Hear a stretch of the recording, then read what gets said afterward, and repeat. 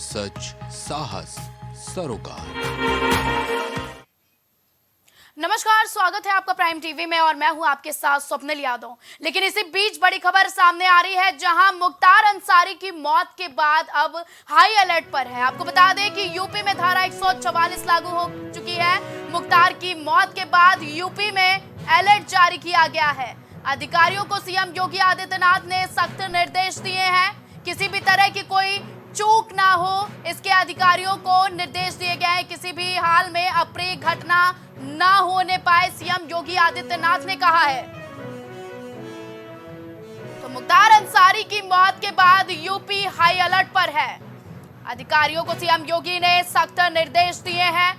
CM Yogi Adityanath ने कहा है कि किसी भी तरह की कोई चूक ना हो, कोई भी अप्रिय घटना ना हो, किसी भी हाल में किसी भी तरह की कोई आपराधिक घटना नहीं घटने पाए, इसके सख्त निर्देश दिए हैं सीएम योगी आदित्यनाथ ने। जहां बीती रात मुख्तार अंसारी की हार्ट अटैक से मौत हुई। आपको बता दें कि कार्डियक अरेस्ट के चलते मुख्तार अंसारी की बीती रात मौत हुई, जिसके बाद पुलिस प्रशासन हर जिले में अलर्ट मोड पर है। वहीं आपको बता दें कि यूपी में धारा 144 लागू हो चुकी है।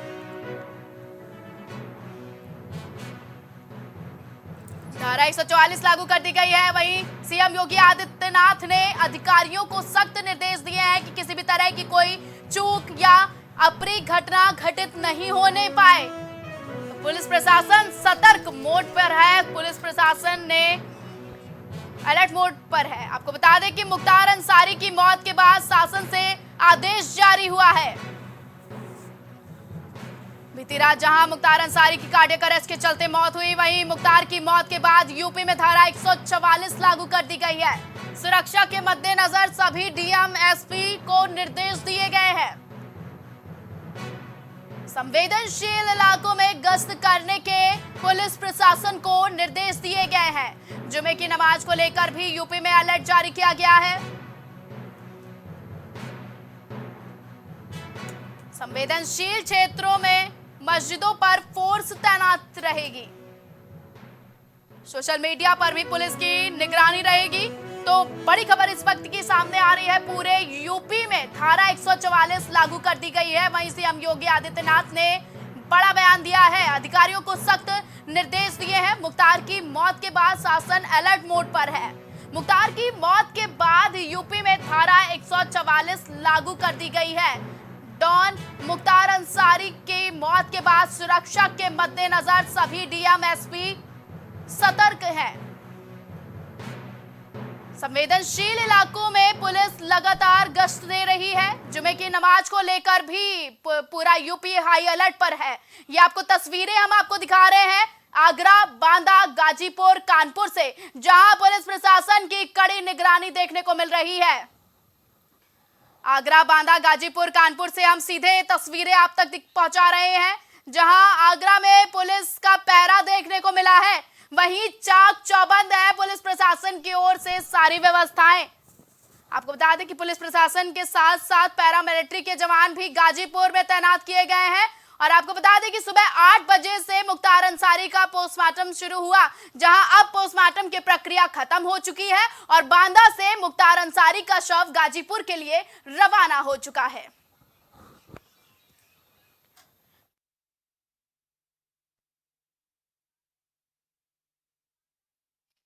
गाजीपुर के लिए मुख्तार अंसारी का शव रवाना हो गया है। सीधे तस्वीरें हम आपको दिखा रहे हैं आगरा, बांदा, गाजीपुर, कानपुर से, जहां आगरा में पुलिस बल तैनात किया गया है। तो बड़ी अपडेट सामने आई है, बांदा से गाजीपुर का रूट प्लान तैयार हो गया है।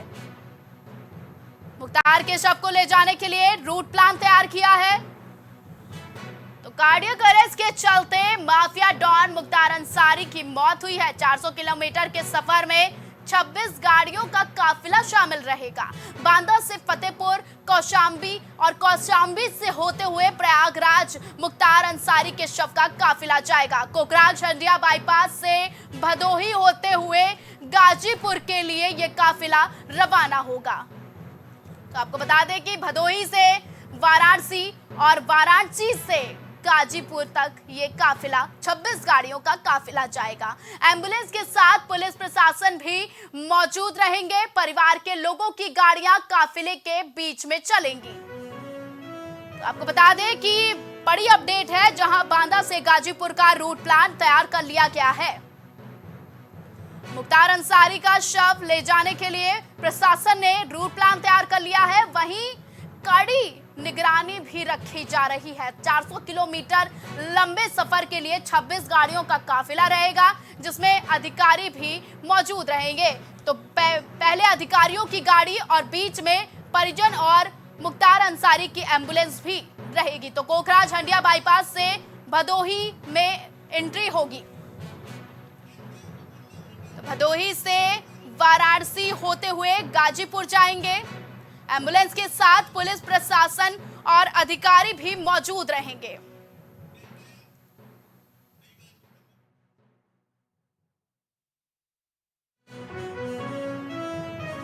तो वहीं इस वक्त की बड़ी खबर सामने आ रही है, जहां गाजीपुर में सुपुर्दे खाक के लिए कब्र खोदना शुरू हो गया है। तो बड़ी अपडेट सामने आई है, मुख्तार अंसारी की कब्र खोदना शुरू हो गई है। जहां पोस्टमार्टम की प्रक्रिया खत्म होके काफिला रवाना हो चुका है। तो वहीं कब्रिस्तान में, वहीं आपको बता दें कि परिवार के अलावा कब्रिस्तान में और किसी की एंट्री नहीं की जाएगी। तो बड़ी अपडेट सामने आई है, जहां कब्र खुदना शुरू हो गई है। मुख्तार अंसारी की बीती रात मौत हुई थी कार्डियक अरेस्ट के चलते, जिसके बाद पुलिस प्रशासन अलर्ट मोड पर है। यूपी में धारा 144 लागू कर दी गई है। आपको बता दें कि परिवार के अलावा और किसी की एंट्री नहीं की जाएगी। तो आपको बता दें कि मुख्तार अंसारी की कब्र खुदना शुरू हो चुकी है। इसी खबर पर ज्यादा अपडेट के लिए हमारे साथ पवन मिश्रा जुड़ चुके हैं। पवन, जानना चाहेंगे कि कब्र खुदना शुरू हो चुकी है, क्या कुछ अपडेट सामने आ रही है? पवन जी बिल्कुल, हम आपको बताना चाहेंगे कि अब से आधे घंटे पहले ही मुख्तार अंसारी के लिए कब्र खोदना शुरू हो गई थी, लेकिन इससे कुछ देर पहले जगह चिन्हित नहीं की गई थी और लगातार शोएब अंसारी, अफजल अंसारी से बात कर रहे थे कि मुख्तार अंसारी को कहाँ दफनाया जाएगा, लेकिन आधे घंटे बाद ही जगह चिन्हित कर दी गई। हम आपको बताते चले कि मुख्तार अंसारी के पिता, उनके बगल में माता जी और फिर उनके माता जी के बगल में मुख्तार अंसारी को सुपुर्दे खाक किया जाएगा। जी पवन, अगर बात की जाए तो कब्रिस्तान के बाहर क्या माहौल देखने को मिल रहा है? जी हम आपको बिल्कुल बताते चलें कि कब्रिस्तान के बाहर जो है धीरे धीरे भीड़ बढ़ती जा रही है और सबसे ज्यादा भीड़ मुख्तार अंसारी के पैतृक आवास में देखी जा रही है। लेकिन यहाँ जब तक उनका शव उनके आवास पे नहीं आ जाता, तब तक कुछ कहना उचित नहीं होगा। क्योंकि ऐसी खबरें भी आ रही है कि क्या कहते हैं, मुख्तार अंसारी का शव बांदा से सीधे कब्रिस्तान लाया जाएगा, उनके पैतृक आवास पे शव नहीं ले जाया जाएगा। जी पवन, अगर बात की जाए सुपुर्दे खाक के लिए जो जगह चिन्हित की गई है, उसे किसने चिन्हित किया है? कितनी समस्याओं का सामना करना पड़ रहा है जगह चिन्हित करने के लिए, क्योंकि वहीं पर ही मुख्तार अंसारी के पिता को भी दफनाया गया था। क्या कुछ अपडेट है इस बारे में? जी बिल्कुल, हम आपको बताना चाहेंगे कि अंसारी बंधुओं का ये खानदानी कब्रिस्तान है। आपको बताते चले कि इसमें जब मुख्तार अंसारी की मौत कब्रिस्तान में साफ सफाई का काम शुरू हो गया था। काफी बड़े स्तर से साफ सफाई का काम शुरू हो गया था। सभी सफाई कर्मचारी लगाए गए थे और ये भी बताया गया था कि जितना जल्दी हो सके कब्रिस्तान की साफ सफाई करके वहाँ पे जो है गड्ढा खोदने का काम किया जाए। और अगर बात की जाए कि कब्रिस्तान के अंदर और सुपुर्दे खाक में कौन कौन शामिल होगा, क्या कुछ निर्देश है पुलिस प्रशासन की ओर से? जी बिल्कुल, हम आपको बताना चाहेंगे कि अभी जो भीड़ है या फिर जो निर्देश मिले हैं वो मुख्तार अंसारी के पैतृक आवास पे हैं, जहाँ पे बहुत ही कम भीड़ देखी जा सकती है। और ऐसे में हम आपको बताना चाहेंगे कि बांदा से डायरेक्ट कब्रिस्तान पे उनको लाया जाएगा, तो लाजमी है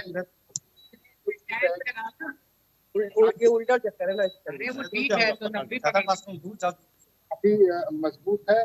और जैसा कि बताया जा रहा है कि बात के अलावा उनके कुछ खास लोगों को भी अंदर एंट्री दी जाएगी। तो वहीं इसी खबर पर हमारे साथ कलीम भी जुड़ चुके हैं। पवन, आप तब तक नजर बनाए रखें। कलीम, जानना चाहेंगे कि हाई अलर्ट जारी हो गया है, क्या कुछ अपडेट सामने आ रही है? वहीं कब्र खुदना भी शुरू हो गया है।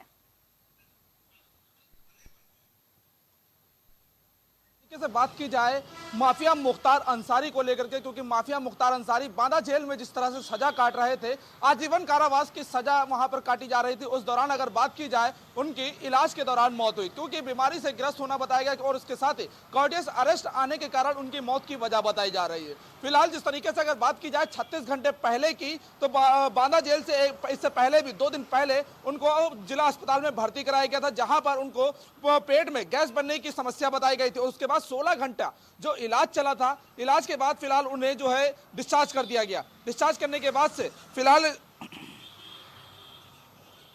कलीम, अगर बात की जाए तो जुमे की नमाज को लेकर भी हाई अलर्ट जारी कर दिया गया है पूरे यूपी में, तो क्या कुछ अपडेट है इसे लेकर?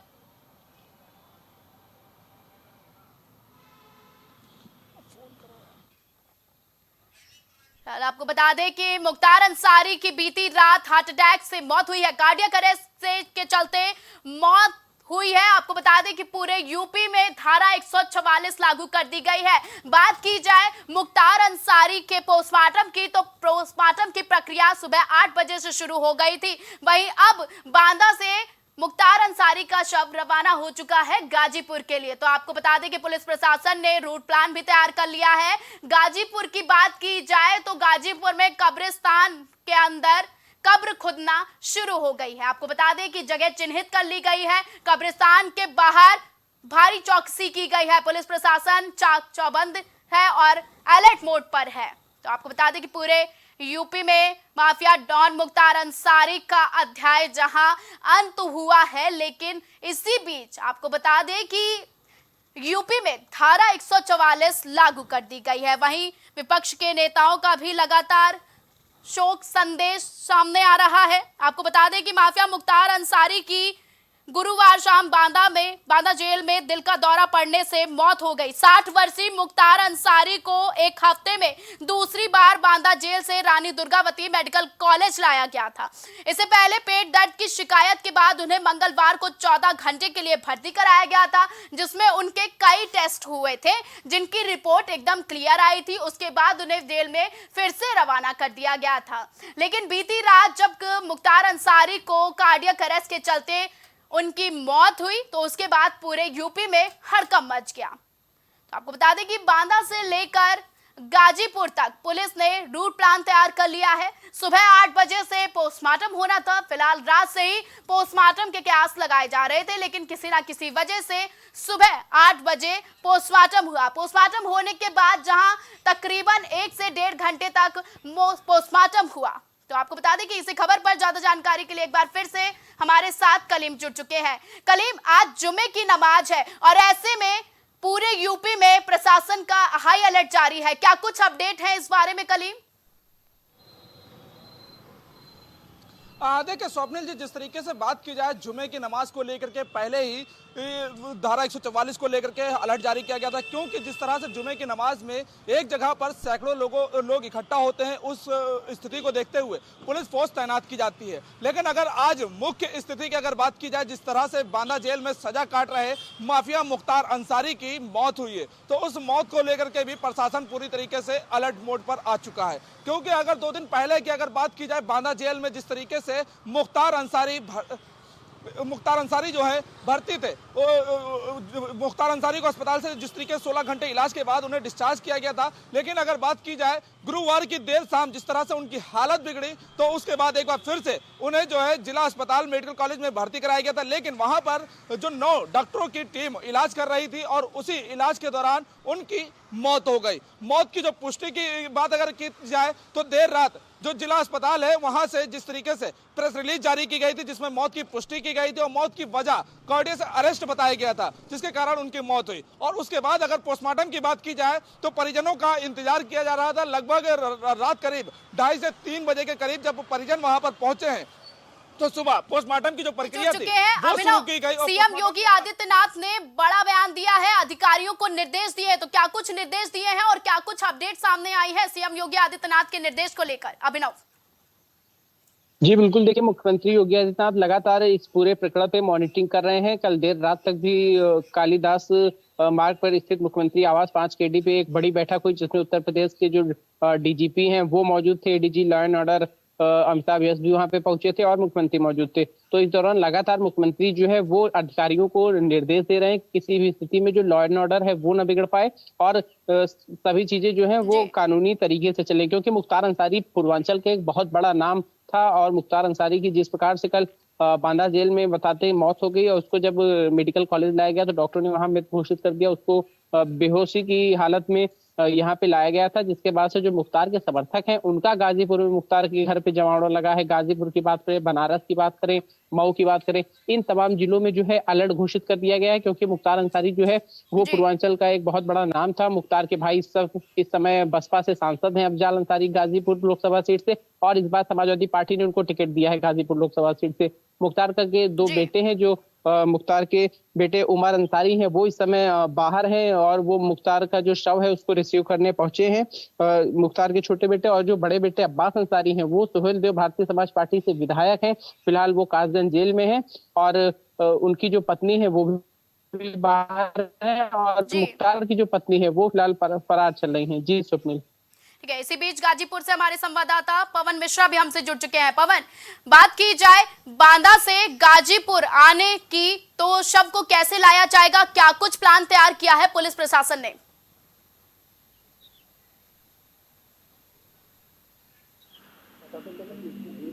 400 किलोमीटर है, लेकिन एम्बुलेंस में ही मुख्तार अंसारी का शव लाया जाएगा और एम्बुलेंस में मुख्तार अंसारी के 4 परिजन एम्बुलेंस में मौजूद रहेंगे।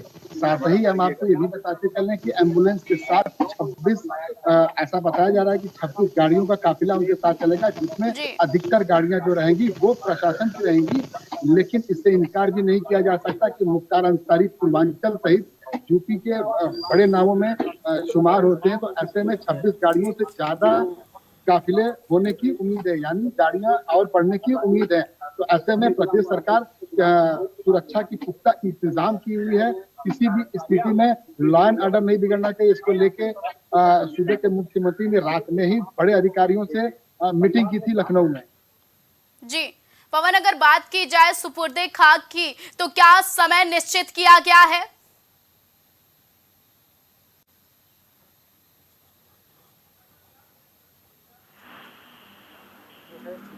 सफाई का काम चल रहा है। आप ठीक हमारे पीछे देख सकती हैं कि मुख्तार अंसारी के लिए वो कब्र खोदी जा रही है, अब हमारे ठीक पीछे देख सकती है कि मुख्तार अंसारी के लिए कब्र की खुदाई शुरू हो गई है। लगभग आधा कब्र खोदा जा चुका है और सिर्फ इंतजार है मुख्तार अंसारी को गाजीपुर आने का। आपको हम ये भी बताते चले कि बांदा से गाजीपुर मुख्तार अंसारी सीधे जिला प्रशासन की देखरेख में सीधे कब्रिस्तान आएंगे। ऐसा बताया जा रहा है कि उनके पैतृक आवास पे शव को नहीं ले जाया जाएगा।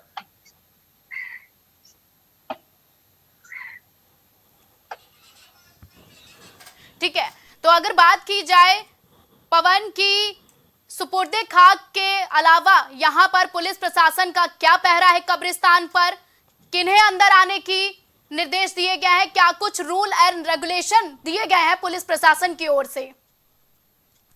जी बिल्कुल, हम आपको बताते चले कि फिलहाल जो भी भीड़ देखी जा रही है वो मुख्तार अंसारी के पैतृक आवास पे ही देखी जा रही है, क्योंकि उनको कब्रिस्तान आना है। तो ऐसे मामले में पुलिस ने कब्रिस्तान के चारों तरफ एनआईए की स्पेशल टीम, एसटीएफ की टीम लगा रखी है।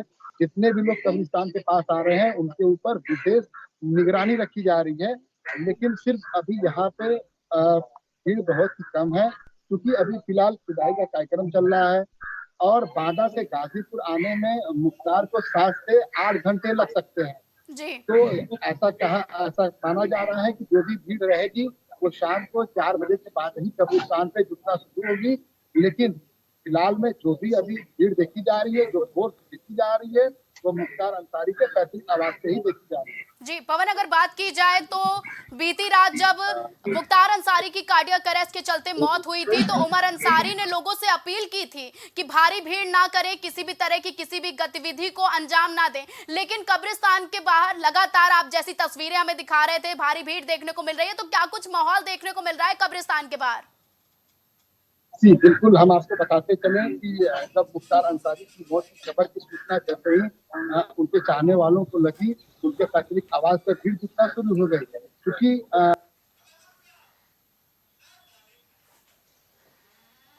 ठीक है कलीम, जानना चाहेंगे कि हाई अलर्ट पर है पूरा यूपी, ऐसे में सीएम का निर्देश भी आया है, आला अधिकारी अलर्ट मोड पर है, क्या कुछ अपडेट और सामने आ रही है कलीम?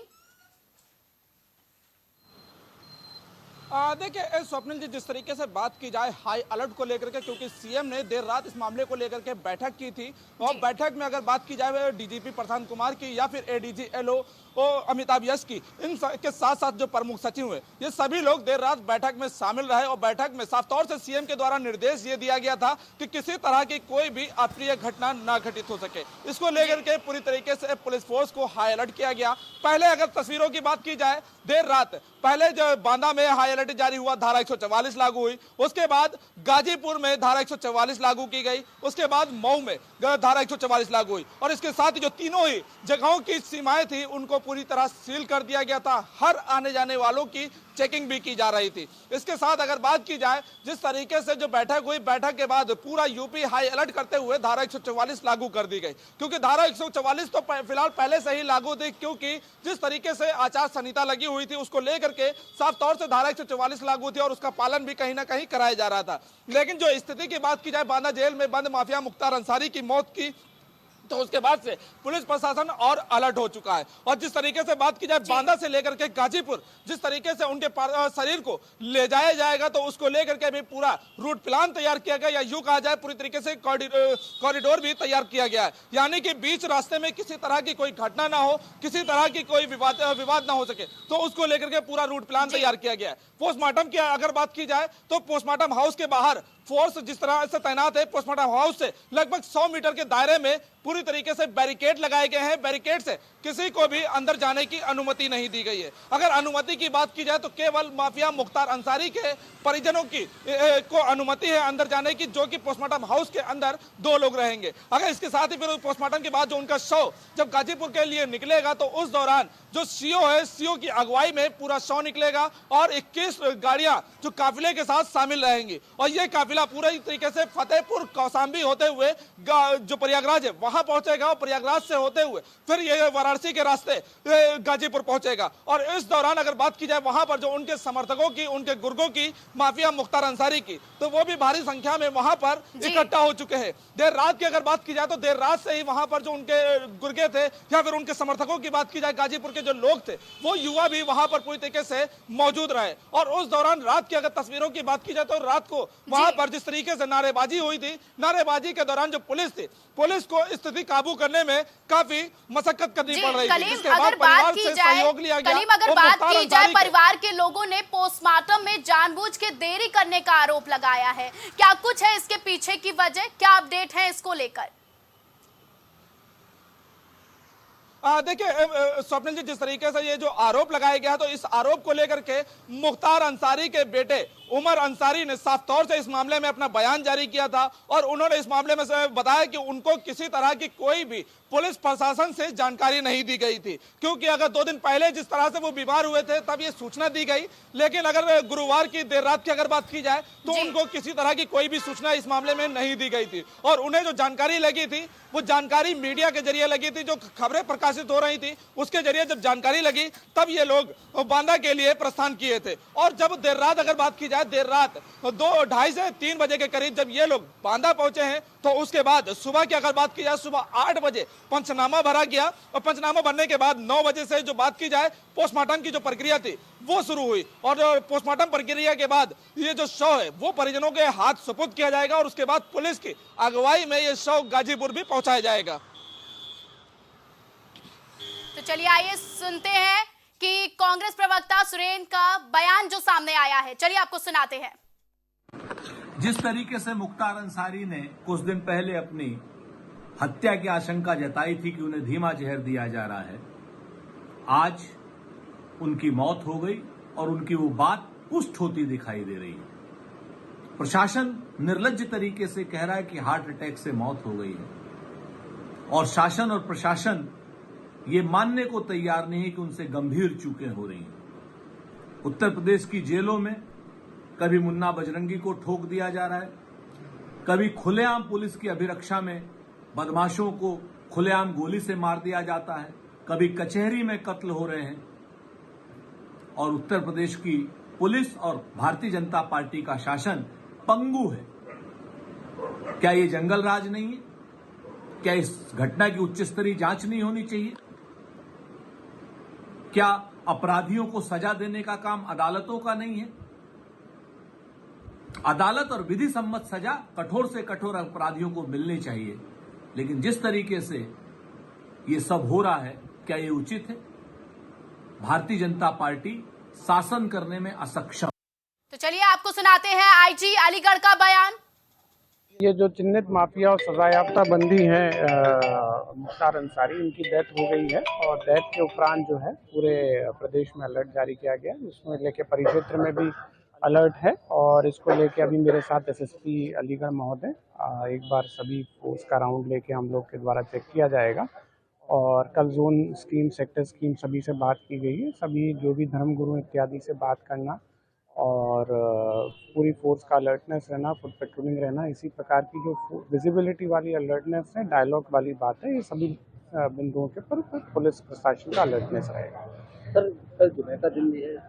हाँ, इसी को लेके जुमे की नमाज के वक्त हम लोग वैसे भी सभी अधिकारीगण जो है क्षेत्र में ही रहते हैं। कल विशेष रूप से किसी प्रकार की कोई अफवाह ना फैले, उसके हिसाब से सोशल मीडिया को भी मॉनिटर करना, सेक्टर स्कीम को लागू करना जैसा मेरे द्वारा बताया गया और फोर्स का मैक्सिमम मोबिलाइजेशन, ये हम लोग कल के लिए रहे। तो चलिए आपको सुनाते हैं मुख्तार अंसारी के एम्बुलेंस चालक मनोज ने क्या कुछ कहा है। कहाँ लेके जाओगे? यहाँ से सीधे कहाँ लेके जाओगे? जहाँ प्रशासन कहेगा वहाँ लेके जाना पड़ेगा ना। अब ये तो नहीं मैं बता सकता जी। कितने लोग इस गाड़ी में रहेंगे? मनोज कुमार। मनोज जी। कितने लोग इस गाड़ी में रहेंगे तुम्हारे साथ?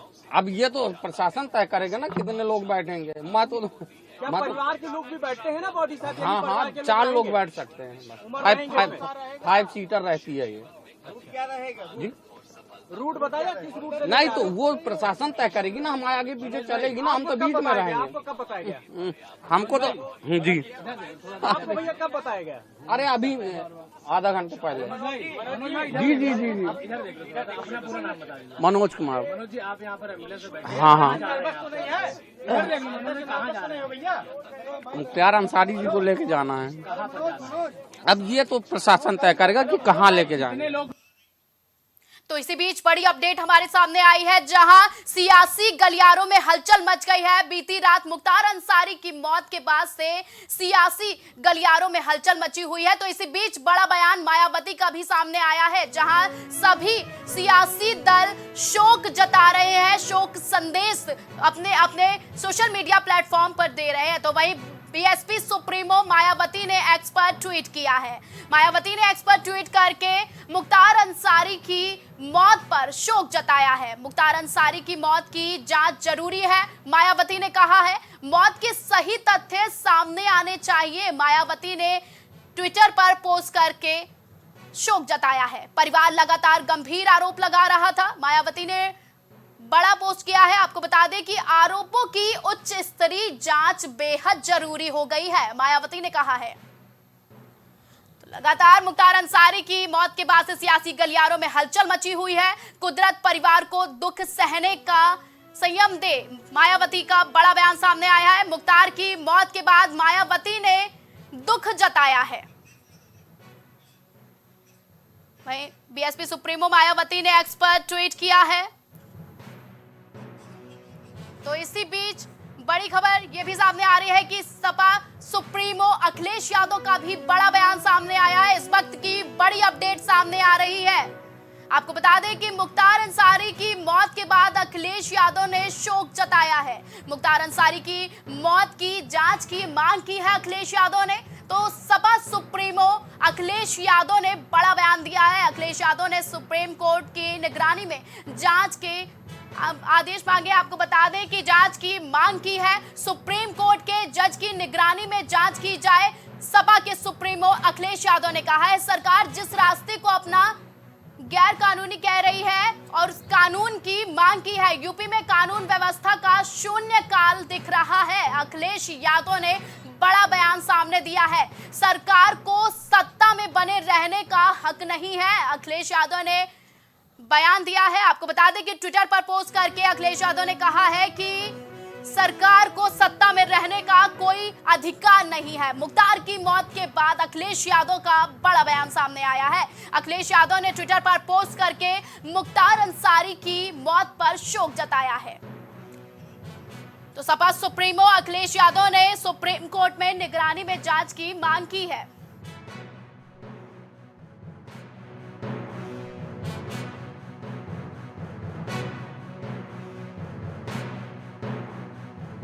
जिस रास्ते को अपना सही कानून बता रही है वो गैर कानूनी है, तो ये रास्ता गैर कानूनी है। यूपी में कानून व्यवस्था का शून्य काल दिख रहा है, अखिलेश यादव ने कहा है। इसी खबर पर ज्यादा जानकारी के लिए कलीम हमारे साथ जुड़ चुके हैं। कलीम, लगातार सियासी गलियारों में मुख्तार अंसारी की मौत के बाद से हलचल देखने को मिल रही है। लगातार ट्वीट्स आ रहे हैं, शोक संदेश दिए जा रहे हैं। ऐसे में सपा सुप्रीमो का ट्वीट सामने आया है, क्या कुछ अपडेट है इस बारे में?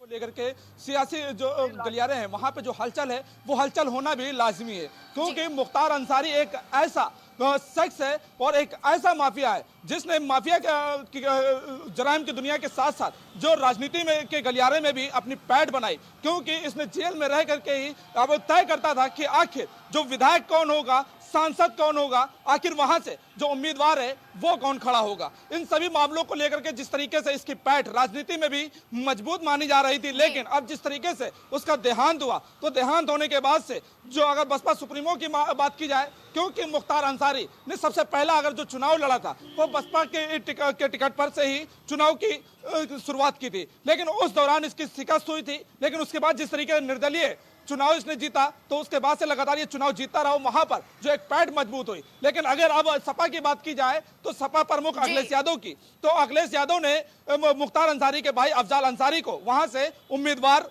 घोषित किया है। और इसके बाद से जिस तरीके से अगर बात की जाए सरकार को घेरने को लेकर के, तो सपा सुप्रीमो अखिलेश यादव वो लगातार भाजपा सरकार को घेरते हुए नजर आ रहे हैं। अपराध की अगर बात की जाए, जिस तरीके से जेल की जो घटनाएं सामने आई, फिर चाहे बात की जाए मुन्ना बजरंगी को लेकर के या फिर हाई कोर्ट में जिस तरीके से घटना हुई, संजीव जीवा हत्याकांड, इन सभी मामलों को लेकर के पहले से ही तंज कसते हुए नजर आ रहे थे। लेकिन अगर अभी की बात की जाए, जिस तरीके से मुख्तार अंसारी की मौत हुई, उस मौत को लेकर के भी सरकार पर निशाना साधा है, क्योंकि 2 दिन पहले जिस तरह से मुख्तार अंसारी की हालत बिगड़ी थी, उस दौरान मुख्तार अंसारी ने जो आरोप लगाए थे कि उनको जेल के अंदर खाने में स्लो पॉइजन दिया जा रहा है, जिससे कि उनकी हालत बिगड़े और उनकी मौत भी हो सके। और इसी चीज को लेकर के सरकार पर विपक्ष ने निशाना साधा है। और इसके साथ ही अगर बात की जाए, जो एक लिफाफा खुला हुआ है और लिफाफे के साथ साथ जिसमें जो आरोप लगाए गए हैं मुख्तार अंसारी के द्वारा, जो कोर्ट में एक लिफाफा भेजा गया था, उसमें जो अधिकारी की बात की जाए, जो मौजूदा समय में एडीजी एलओ अमिताभ यस, उनके ऊपर भी कई आरोप लगाए गए थे, प्रमुख सचिव पर आरोप लगाए गए थे। और इसके साथ बात की जाए जम्मू कश्मीर के कर्नल की तो उनके ऊपर भी एक आरोप लगाया था कि तीनों के द्वारा मिलकर के उनकी हत्या की जो साजिश है वो रची जा रही है। क्योंकि एक तरह से ये कह सकते हैं कि जो जेल में जहां पर माफिया मुख्तार अंसारी की तू बोलती थी, वहीं पर आज उसकी मौत हुई। और मौत की वजह भी जो अभी तक जो आरोप लगते आ रहे हैं वो स्लो पॉइजन की बात कही जा रही है। सियासी गलियारों की बात की जाए सपा सरकार की, तो सपा सरकार लगातार जो तंज कसते हुए की बात की जाए तो तंज कसती हुई नजर आ रही है। और सरकार को घेरने का जो काम है वो भी लगातार किया जा रहा है। और अब माफिया मुख्तार अंसारी की मौत के बाद से अगर बात की जाए तो एक बार फिर से सपा सुप्रीमो अखिलेश यादव ने सरकार को घेरने का काम किया है, क्योंकि विपक्ष के जो नेता की बात की जाए, विपक्ष के नेता लगातार हमलावर हो रहे हैं। लेकिन अभी तक जो एक्स पर अगर बात की जाए उस पर भी कई टिप्पणियां सामने आ रही हैं। देर रात से ही लगातार सरकार को घेरने का काम है वो किया जा रहा है। फिर चाहे कांग्रेस की बात की जाए, सपा की बात की जाए या फिर बसपा की बात की जाए, सभी लोग लगातार सरकार को अब घेरने का काम कर रहे हैं। जी कलीम, अगर बात की जाए बीते दिनों की, तो सीतापुर जेल में मिलने पहुंचे थे अखिलेश यादव, तो क्या संदेश जाता है कि अब मुख्तार अंसारी की मौत हो गई है? काफी करीबी माने जाते थे अखिलेश यादव के। देखिए स्वप्निल जी, जिस तरीके से बात की जाए आजम खान से सीतापुर जेल में जिस तरीके से सपा सुप्रीमो अखिलेश यादव मिलने गए थे, वो मुद्दा अलग था और ये मुद्दा पूरी तरीके से अलग है। क्योंकि वो मुद्दा इसलिए था क्योंकि जिस तरीके से रामपुर से चुनाव में जो उम्मीदवार उतारना था, उस उम्मीदवार को उतारने को लेकर के आजम खान से जो मुलाकात थी वो एक अहम मुलाकात मानी जा रही थी। क्योंकि जिस तरह से वहां पर उम्मीदवार उतारने को लेकर के, क्योंकि वहां से जीत हासिल करना सपा के लिए एक बड़ा चैलेंज था। क्योंकि जिस वहां रामपुर की सीट की अगर बात की जाए, वहां से आजम खान हर बार चुनाव जीते, लेकिन जब से आजम खान को जेल में अगर बात की जाए तो कांग्रेस हो, बीएसपी हो या फिर समाजवादी पार्टी हो, सभी ने निष्पक्ष जांच की मांग की है कि मुख्तार अंसारी के मामले में निष्पक्ष जांच हो। क्या कुछ अपडेट आएंगे इसके लिए, और लगातार जो मांगे चल रही है क्या उन्हें पूरा किया जाएगा? देखिए स्वप्निल जी, जिस तरीके से बात की जाए जो जांच की मांग की जा रही है, तो उस जांच की मांग को लेकर के जो न्यायिक आयोग है वो एक गठन करने की मांग है। क्योंकि अगर बड़े मुद्दों की अगर बात की जाए, बड़े हत्याकांड की बात की जाए, तो उसमें न्यायिक आयोग का गठन भी किया गया है। कि जैसा कि आपको मालूम भी है, फिर चाहे संजीव जीवा हत्याकांड हो या फिर जेल हत्याकांड हो या फिर माफिया आतिक और अशरफ जो ब्रदर्स हत्याकांड है, इन सभी मामलों को लेकर के न्यायिक आयोग का गठन किया गया था। इन न्यायिक आयोग गठन के मामले में एक रिटायर्ड जो जज की बात की जाए, हाईकोर्ट का एक सेवानिवृत्त जज इस टीम का एक शामिल होता है और उसकी अगुवाई में ये पूरी जांच होती है और जांच के बाद ये पूरी सरकार को रिपोर्ट सौंपनी होती है। तो जिस तरीके से मांग की जा रही है, तो कहीं ना कहीं कयास ये जरूर लगाए जा रहे हैं कि इस हत्या का, इस जो मुख्तार अंसारी की मौत हुई है उसमें भी न्यायिक आयोग का गठन होगा और गठन में जो जांच होगी, जांच के बाद इस मौत का खुलासा भी हो पाएगा। फिलहाल जिस तरीके से मुख्तार अंसारी के परिवार की बात की जाए, तो परिवार ने कोर्ट जाने का रास्ता अपनाने की बात कही है। क्योंकि जिस तरीके से जेल प्रशासन पर जो आरोप लगाए गए हैं, क्योंकि 2 दिन पहले मुख्तार अंसारी से मिलने के बाद उनके बड़े भाई अफजाल अंसारी ने इन सभी मामलों में लेकर के सरकार का एक तरीके से धन्यवाद किया था, लेकिन जेल प्रशासन पर निशाना साधा था। क्योंकि उन्होंने साफ तौर से कहा था कि मुख्तार अंसारी से उनकी मुलाकात हुई और उन्होंने अपने खाने में स्लो पॉइजन देने की बात कही थी और उसी बात को लेकर के लगातार निशाना भी साधा जा रहा था और साफ तौर से अंदेशा ये जाहिर किया गया था कि उनकी मौत भी जल्द हो सकती है। और उसी के 2 दिन बाद मुख्तार अंसारी की मौत हुई और इस मौत के बाद जो परिजनों की बात की जाए, परिजनों ने भी जेल प्रशासन को घेरने का काम किया है। लेकिन अभी तक जो प्रतिक्रिया की बात की जाए जेल प्रशासन की, तो इस मामले को लेकर के अभी किसी तरह की कोई भी प्रतिक्रिया सामने नहीं आई है। फिर चाहे डीजी जेल एहसन साबत की बात की जाए, अगर बात की जाए तो सियासी गलियारों में हलचल मची हुई है। वहीं प्रदेश के मुखिया योगी आदित्यनाथ ने भी बड़ा बयान सामने दिया है, निर्देश दिए आला अधिकारियों को। तो क्या कुछ निर्देश दिए गए हैं? और आज जुमे की नमाज है, रमजान का पाक महीना चल रहा है, तो ऐसे में क्या कुछ हाई अलर्ट है पूरे यूपी में? देखिए स्वप्निल जी, जिस तरीके से हाई अलर्ट की बात की जाए, सियासी गलियारे की बात की जाए या फिर सीएम के निर्देश देने की बात की जाए, क्योंकि सीएम ने साफ तौर से इस मामले में पूरी तरीके से निगाह बनाई हुई है। देर रात से ही बैठकों का दौर जारी रहा और बैठकों के दौर में निर्देश भी दिए गए कि किसी तरह की कोई भी चूक ना हो सके, लापरवाही ना हो सके और इस लापरवाही का खामियाजा जो आम जनमानस है उसको ना भुगतना पड़े। क्योंकि अगर बात की जाए मऊ हो, गाजीपुर हो, बांदा हो, ये एक ऐसी जगह है क्योंकि बांदा में जिस तरीके से वो सजा काट रहा था, उम्र कैद की सजा काट रहा है, और इसके बाद अगर बात की जाए गाजीपुर और मऊ की, तो यहाँ पर भी इसकी पैठ काफी मजबूत बताई जाती है और यहाँ पर जिस तरीके से इसको पहुंचाया जाएगा, इसके शरीर को तो वहां पर सुपुर्द खाक करने के लिए पहुंचाया जाएगा, तो वहां पर सुरक्षा के खास इंतजाम किए गए हैं और सुरक्षा के खास इंतजाम करना भी लाजमी है। उसकी वजह यह है कि वहां पर जो हुजूम इकट्ठा हो रहा है, सैकड़ों हजारों की तादाद में वहां पर जो लोग इकट्ठा हो रहे हैं, युवा वहां पर इकट्ठा हो रहे हैं, या फिर इसकी गैंग के जो शूटर हैं या फिर जो इसके गुर्गे हैं वो वहां पर पूरी तरीके से इकट्ठा हो रहे हैं, उसको लेकर के भी खास निगाह बनाई जा रही है। और इसके साथ ही अगर जुमे की नमाज की बात की जाए, तो जुमे की नमाज में जो सैकड़ों लोग एक साथ इकट्ठा होते हैं, तो उसको लेकर के भी पुलिस प्रशासन काफी अलर्ट है। और रमजान के माह की अगर बात की जाए, रमजान के माह में जुमे की नमाज में सैकड़ों लोग जो इकट्ठा होते हैं, उस दौरान जो निगाह बनाने की कवायद है वो इसलिए है क्योंकि वहां पर किसी तरह की कोई ऐसी बयानबाजी ना हो सके, किसी तरह का कोई ऐसा भड़काऊ बयान ना हो सके जिससे जनता एक तरीके से उग्र हो सके और उग्र होने के बाद जो माहौल की स्थिति है वो बिगड़ सके। इन सभी पर पूरी तरीके से प्रशासन निगाह बनाए हुए है और निगाह बनाने के साथ साथ पूरी तरीके से यूपी हाई अलर्ट पर रखा गया है। तो कलीम, अगर बात की जाए, अखिलेश यादव ने यूपी गवर्नमेंट पर भी कई आरोप लगाए हैं, कई सवाल खड़े किए हैं, क्या कुछ जानकारी है इस बारे में? देखिए स्वप्निल जी, जिस तरीके से सपा सुप्रीमो अखिलेश यादव की बात की जाए तो अखिलेश यादव सदन से लेकर के सड़कों तक पूरी तरीके से सरकार को घेरने का काम भी कर रहे हैं। सरकार को घेरने को लेकर के चाहे फिर महिला अपराध की बात की जाए या फिर जेल में घटनाओं की बात की जाए या फिर कोर्ट की घटनाओं की बात की जाए, इन सभी मामलों को लेकर के सरकार को लगातार घेरने का काम अखिलेश के द्वारा किया जा रहा है। और अगर उनके द्वारा बात की जाए जो उनके सोशल अकाउंट से भी लगातार सरकार पर निशाना साधने का काम हो रहा है। और फिलहाल अब जिस तरीके से माफिया मुख्तार अंसारी की बात की जाए, क्योंकि उनके भाई को वहां जिस तरीके से टिकट दिया गया है, उम्मीदवार सपा ने अपना घोषित किया है और उस उम्मीदवार को घोषित करने को लेकर के, क्योंकि माफिया मुख्तार अंसारी की पैठ वहां पर इस तरह मजबूत है कि वहां पर से विधायक मुख्तार अंसारी ही चुनता है कि वहां पर विधायक कौन होगा, उम्मीदवार कौन होगा। तो इस बार जो सपा ने उम्मीदवार अफजाल अंसारी को वहां से घोषित किया, उसको लेकर के भी कहीं ना कहीं सपा सुप्रीमो अखिलेश यादव वो सरकार को घेरने का पूरी तरीके से काम करते हुए नजर आ रहे हैं। कलीम, अगर बात की जाए लोकसभा 2024 का चुनाव नजदीक है,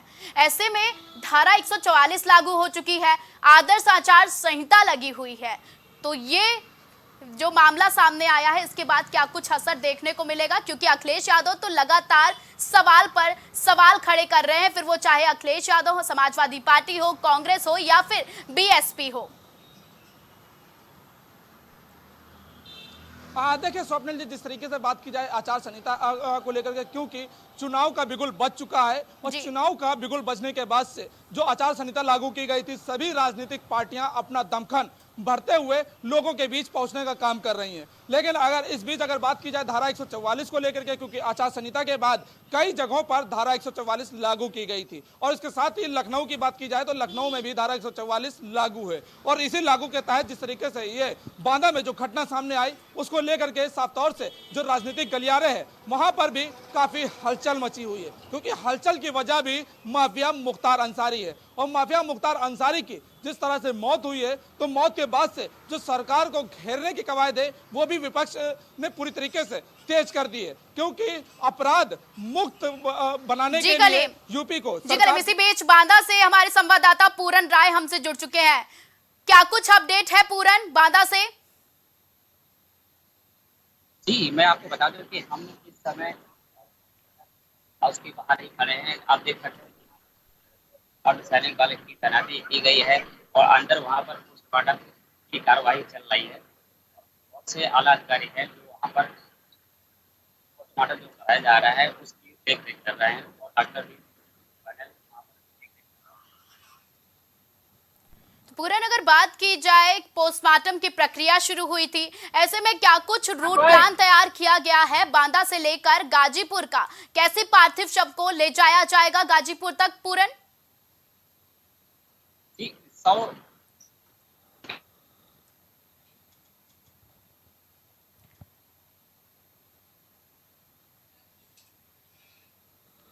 तो संपर्क टूट गया है। करीम, जानना चाहेंगे कि बीएसपी, कांग्रेस और समाजवादी पार्टी लगातार निष्पक्ष जांच की मांग कर रही है और ऐसे में चुनाव नजदीक है, क्या कुछ अपडेट है?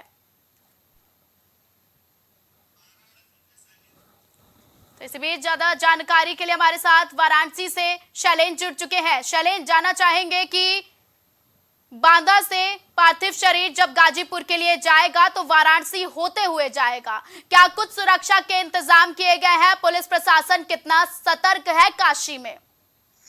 बताते चले, धारा 144 लागू कर दिया गया है। मुख्तार अंसारी का जो वर्चस्व जो था वो पूर्वी उत्तर प्रदेश में कायम था, चूंकि लगातार आपसे बताते चले कि मऊ से लगातार 5 बार विधायक थे। इसके बाद अपने लड़के उमर अब्बास अंसारी को यहाँ पे चुनाव लड़ा के इन्होंने सफलता हासिल करवा ली। इसके साथ साथ आपसे बताते चले कि राजनीतिक रसूख मुख्तार अंसारी का अपना एक रसूख अपने आप में कायम था, चूंकि एक बाहुबली छवि वाले मुख्तार अंसारी थे। रॉबिन हुड वाली भी छवि इनकी क्षेत्र में मानी जा रही थी। और चूंकि आपसे बताते चला कि नरेंद्र मोदी जब से पूर्वी उत्तर प्रदेश के वाराणसी को अपना सेंटर पॉइंट बनाया, चूंकि पूर्वी उत्तर प्रदेश समेत बिहार और झारखंड का जो हिस्सा जो था वो कहीं ना कहीं से वाराणसी में लोगों का आना था, तो एक सीटों का एक अच्छा रुझान मिले और जीत हासिल हो तो नरेंद्र मोदी यहाँ से चुनाव लड़ने आए। तो उस समय की अगर बातें की जाए 2014 की, तो किसी तरीके से मनोज सिन्हा यहाँ पर चुनाव जीते थे एक लंबी पारी के बाद।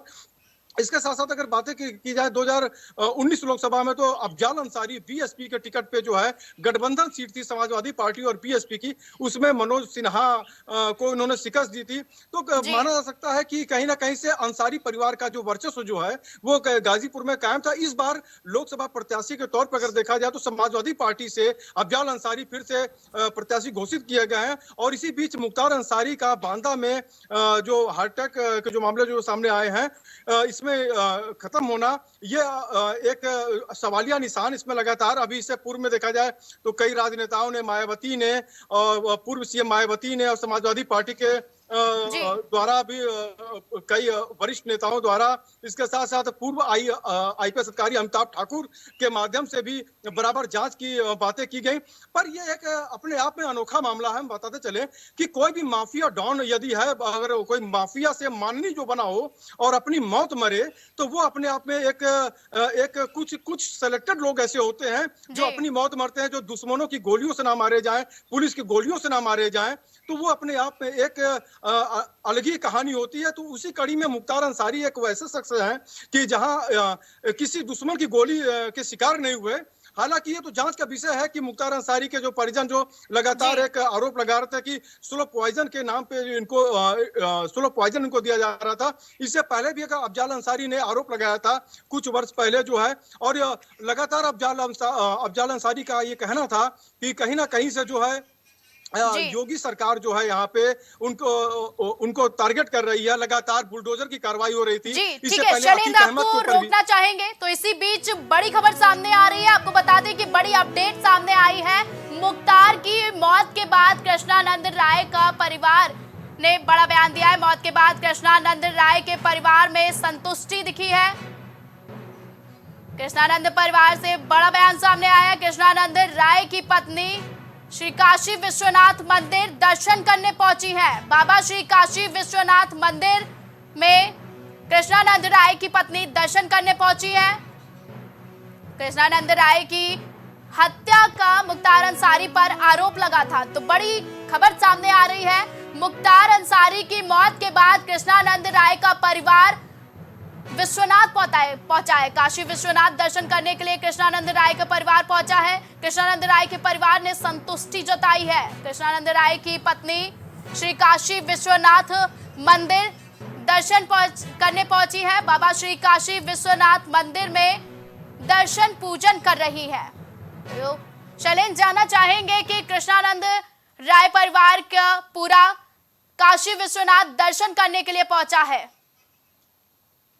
तरीके से कृष्णानंद राय समेत 7 लोगों की नरसंहार हत्या की गई थी। मुन्ना बजरंगी शॉर्प शूटर जो था, उस समय करीब सैकड़ों राउंड गोलियां उसे बरसाई गई थी। कृष्णानंद राय बीजेपी से विधायक थे मोहम्मदाबाद से, और सिबगतुल्ला अंसारी को उन्होंने शिकस्त दी थी। तो कहीं ना कहीं से मुख्तार अंसारी के अंदर ये एक कसर थी, उसमें आरोपी बनाए गए थे। हालांकि साक्ष्यों के अभाव से मुख्तार अंसारी बरी कर दिए गए थे, मगर कृष्णानंद राय से जो संबंधित जो भी लोग निशाने पे थे, जो लोग नामजद किए थे, उसमें केवल एक शख्स अभी आज तक भी बचा है जो फरार है, अताउर रहमान उर्फ बाबू, जिसके ऊपर सीबीआई द्वारा 5 लाख का इनाम घोषित किया गया है। और उसमें अगर बातें की जाए तो मुख्तार अंसारी एक लाश कड़ी थे जो जेल के अंदर में रहते हुए इन्होंने ऐसे आरोप उनके ऊपर दर्ज किए गए थे। इसके साथ साथ बताते चले कि मुख्तार अंसारी समेत मुन्ना बजरंगी जो है, मुन्ना बजरंगी, फिरदौस आता, उसके साथ साथ बात की जाए तो संजीव माहेश्वरी उर्फ जीवा, जो ब्रह्मदत्त द्विवेदी जैसे विधायक की हत्या में भी संलिप्त थे। तो अभी बातें की जाए तो लखनऊ कोर्ट में पेशी के दौरान जो है संजीव माहेश्वरी उर्फ जीवा की भी गोली मारकर हत्या कर दी जाती है। कोर्ट में पेशी के दौरान मुन्ना बजरंगी को बागपत जेल में गोली मार दिया जाता है। इसके बाद अगर बातें की जाए तो मुख्तार अंसारी का जो कुनबा जो अपराधी कुनबा जो था, वो अपने आप में एक बहुत लंबा था। इसके साथ साथ अभी बातें की जाए तो विश्वास नेपाली जो 1 लाख का इनामी है, वो भी फरार है। इससे पूर्व में अगर बातें की जाए तो इनके जो गैंग की जो कमान जो थी, वो बहुत लंबी कमान थी। उत्तर प्रदेश, बिहार, झारखंड, इसके साथ साथ पंजाब, इसके साथ साथ दिल्ली, बिहार में मुख्तार अंसारी का एक वर्चस्व कायम था, और हरियाणा समेत इनके जो एक वर्चस्व कायम थे। मुख्तार अंसारी का नाम ही केवल काफी था। मुख्तार अंसारी चूंकि राजनीतिक दखलंदाजी जो थी इनकी बहुत एक तगड़ी मानी जा रही थी, और मुख्तार अंसारी के सबसे पीछे जो सबसे बड़ा जो लॉजिक जो रहा वो इनकी कट काटी थी। 6 फीट से ज्यादा लंबाई वाले मुख्तार अंसारी को छुपने में दिक्कतें होती थी। तो यही एक कारण था कि जो एक अच्छा स्पोर्ट्समैन, जो अपने समय का एक अच्छा बैट्समैन जो था, वो एक संगति के असर के नाते मखनू और साधु सिंह गिरोह के कारण जो है वो एक अपराधी प्रवृत्ति के उसमें आए। उसके साथ साथ आपसे बताते चले कि जो इनके ऊपर लगातार आरोप भी था, कृष्णानंद राय के ऊपर दिलकुशा लखनऊ में भी क्रॉस फायरिंग हुई थी, जिसमें आपसे बताते चले कि दोनों लोग साफ साफ बचे थे और दोनों ही पार्टी जाके मुकदमा एक दूसरे पर लंबित की थी। उसके बाद से कृष्णानंद राय के ऊपर खतरा डगमगाने लगा था। और इसके साथ साथ आपसे बताते चले कि पूर्व डिप्टी एसपी शैलेंद्र सिंह ने भी एक बार जब कार्रवाई की तो उसमें LMG प्रकरण जो था, लाइट मशीन गंज प्रकरण जो था, उसके अंतर्गत भी उसके सामने प्रकरण आया था। तो मुख्तार अंसारी का जो दौर है वो दौर एक अपने आप में कायम था। रॉबिन हुड वाली छवि भी मानी जाती थी मुख्तार अंसारी की अपने क्षेत्र में, और लंबी कट काटी के नाते मुख्तार अंसारी जो है अपने क्षेत्र में काफी प्रभावी हुआ करते थे। और बहुत से ऐसे पंचायत थी कि जिसको अपने घर पे बैठे बैठे सॉल्व करवा लेते थे। 2005 नवंबर में कृष्णानंद राय की हत्या जो हुई थी, तो कहीं ना कहीं से आपसे बताते चले कि आज कहीं ना कहीं से उनके परिवार को कहीं ना कहीं से एक न्याय मिला है, जिसके कड़ी में काशी विश्वनाथ जी पूरा परिवार आज दर्शन करने के लिए आया है। मनोज सिन्हा के जो लड़के हैं वो दर्शन करने के लिए आ रहे हैं, और इसके साथ साथ अलका राय जो है पूर्व विधायक मोहम्मदाबाद, वो भी दर्शन करने के लिए आ रही हैं। तो ये अगर बातें की जाए तो कहीं ना कहीं से उनको लगता है कि एक उनके साथ ये न्याय हुई है, लेट में ही सही मगर न्याय हुई है। योगी सरकार में अगर बातें की जाए तो बुलडोजर की जो कार्रवाई थी, ये कार्रवाई अपने आप में एक अहम थी, और जिसके अंतर्गत अगर बातें की जाए तो इस कार्रवाई के कारण, इस शक्ति के कारण अफजाल अंसारी बराबर जो है आरोप लगा रहे थे कि मुख्तार अंसारी के ऊपर खतरा हो सकता है। और साथ ही साथ बताते चला कि पंजाब जेल से जब ये मुख्तार अंसारी लाए गए यूपी उत्तर प्रदेश में, जब एंट्री कराया गया जेल में, तो पूरे सख्ती के इंतजाम किए गए थे। CCTV कैमरा लगाने की बातें की गई थी। इसके साथ साथ खाना जो है, खाने में किसी विषाक्त पदार्थ को ना मिलाया जाए, इसके लिए जेल प्रशासन ने पूरा एक अपना पूरी तैयारी कर रखी थी। इसके साथ साथ बातें की जाए तो चूंकि गाजीपुर जो क्षेत्र है यह अपने आप में एक बहुत महत्वपूर्ण क्षेत्र था, और राजनीतिक दखलंदाजी काफी इनकी थी। इसके साथ साथ आपसे बताते चले कि यह गैंगवार से शुरू हुआ मामला और काफी सुर्खियों में रहा, क्योंकि मुख्तार अंसारी के ऊपर अवधेश राय हत्याकांड भी था। कुल 65 केस ऐसे थे जिसमें मुख्तार अंसारी लंबित है, जिसमें अभी हाल फिलहाल में अभी फिर आजीवन कारावास हुआ था शस्त्र लाइसेंस मामले में, जिसमें फर्जी हस्ताक्षर SP और DM के भी जो किए गए थे। और इसके पहले अगर देखा जाए तो अवधेश राय हत्याकांड में भी ये इन्वॉल्वमेंट थे। और इसके पूर्व में अगर बातें की जाए तो मुड़िहार गांव के त्रिभुवन सिंह जो 5 लाख के इनामी जो थे, उनके भाई दीवान राजेंद्र सिंह हत्याकांड में भी इन्वॉल्वमेंट थे। उसमें नाम था इनका मुख्तार अंसारी का। रुंगटा अपहरण कांड में इनका नाम बने रहे हमारे साथ। लेकिन इसी बीच बड़ी अपडेट सामने आई है। आपको बता दें कि बड़ी खबर सामने आ रही है। मुख्तार अंसारी